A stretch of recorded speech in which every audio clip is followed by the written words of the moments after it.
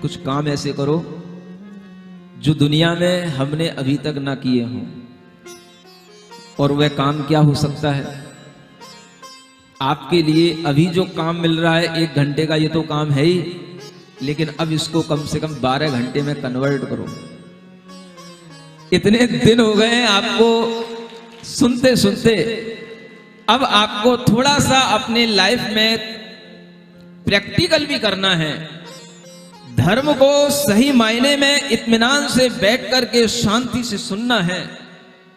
और ये धर्म के जो 10 दिनों में अगर हम अच्छे ढंग से बीज वपन कर लेंगे तो यही हमारे लिए वो समय होता है कि जब यही धर्म के बीज हमारे लिए फलते हैं तो समय पाकर के यही उस रूप में फलते हैं जब हमें हर तरीके से इस धर्म के माध्यम से रक्षा होती है, इस धर्म के माध्यम से हमें सहारा मिलता है और हम एक अच्छा जीवन जीना सीख पाते हैं। जिस समय पर जो काम होना चाहिए अगर वो उस समय पर होगा तो उसी का लाभ सबसे ज्यादा होता है। साल भर में आपके लिए केवल धर्म के 10 दिन ही आते हैं, बाकी के 350 दिन 55 दिन कोई धर्म के नहीं होते हैं। वो तो आप काम चलाऊ काम करते हैं। आप ये सोचें कि आप हमेशा अपने आप में कुछ ना कुछ बहाना लेकर के आगे बढ़ते हैं, लेकिन वह बहाने भी आपको कभी उस मंजिल तक नहीं पहुंचा सकते जहां आपको पहुंचना है। अगर आपके लिए धर्म के बहाने होंगे तो आप कभी भी अपने अंदर वह चीज नहीं महसूस कर पाएंगे जो धर्म के माध्यम से होती है। और इस बात आपको धर्म के माध्यम से कैसे सुख मिलता है, इस बात पर विश्वास दिलाया जाएगा। क्या सुना? अभी तो आपने धर्म का मतलब पूजा करने गई थी दादी मम्मा, मानी मम्मी पूजा करके आ गई, व्रत कर लिया, समझ आ रहा है? ये धर्म है कि नहीं इसको भी समझा जाएगा। और अगर ये धर्म है तो इससे हमें सुख मिल रहा है कि नहीं इसको भी हम समझेंगे। इसलिए इस बार पूरे 10 लक्षण धर्म के हर एक दिन का टाइटल होगा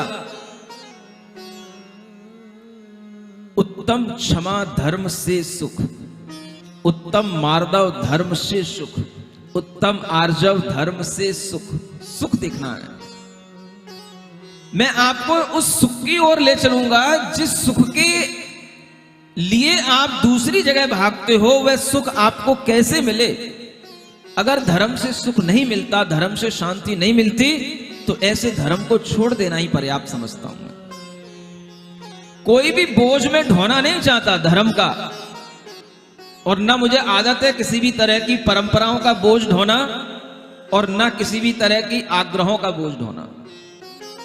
बोझ नहीं है धर्म। अगर धर्म से सुख है तो आज भी है, और अगर आज नहीं है तो हम कल के इंतजार में नहीं बैठेंगे, हम आज ही पहले देखेंगे। आज अगर सुख नहीं है तो कल कैसे मिलेगा? तो हम ये भी आपको समझाएंगे कि आज भी सुख है कि नहीं है। धर्म से सुख आज भी है, कल भी है। और इस तरह के धर्म को करने के लिए अपने कदमों को गतिशील बनाओ। काल चक्र बहुत बड़ा है, सुन रहे हो? और उस काल चक्र में आपके पूरे जीवन के काल चक्र में हो सकता है 80 वर्ष के 50 वर्ष के आपके काल चक्र में केवल ये 10 दिन आपके खाते में आ रहे हैं, बस 10 दिन। आगे कोई ज्यादा भरोसे की बातें मत रखना। 50 साल में पहली बार लाभ मिला है, इस लाभ के बाद में अब कब लाभ मिलेगा कोई गारंटी नहीं है। इसलिए काल चक्र, कभी किसी ने कहा है गतिशील करो इन चरणों को, मंजिल पास नहीं है।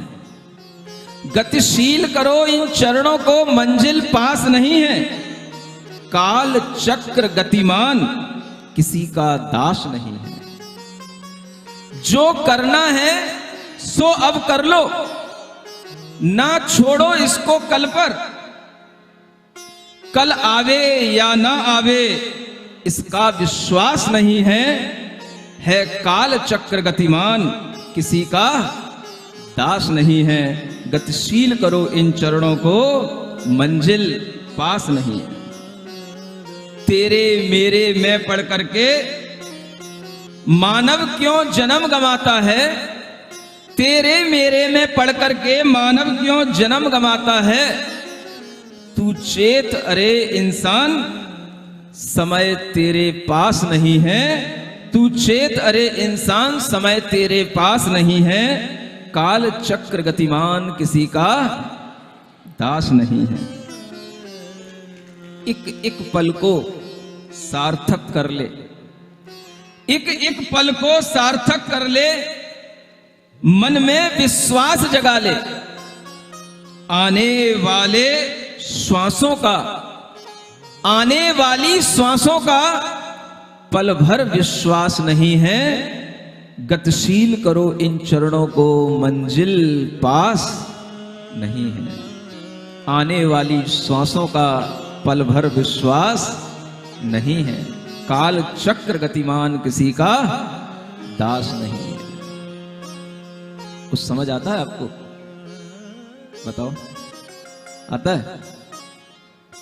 सब देख रहे हैं कितनी श्वासें इस कोरोना में रुकी हैं, लेकिन फिर भी महाराज बिजनेस तो बिजनेस है। जो करना है वो तो करना ही है। और कुछ तो ऐसे भी हैं घर पर पड़े रहते हैं, कोई काम भी नहीं है तो भी अब महाराज कौन यहां तक आए, कौन दिन भर यहां रुके, कौन बैठे यहां पर, कहां बैठे रहेंगे, कहां लेटेंगे, कोई व्यवस्थाएं होंगी कि नहीं होंगी।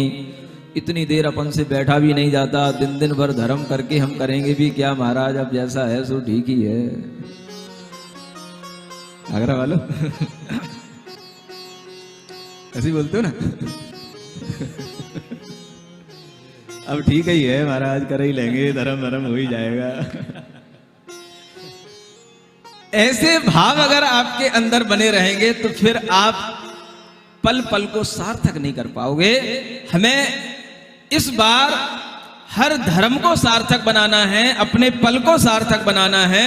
और इस बार अगर हमारे सामने पारसनाथ भगवान और गुरु का दोनों का सानिध्य मिला है तो हमें हर धर्म को अपने अंदर पाकर के उससे सुख की अनुभूति भी करना है। मंगल भवन अमंगल हारी।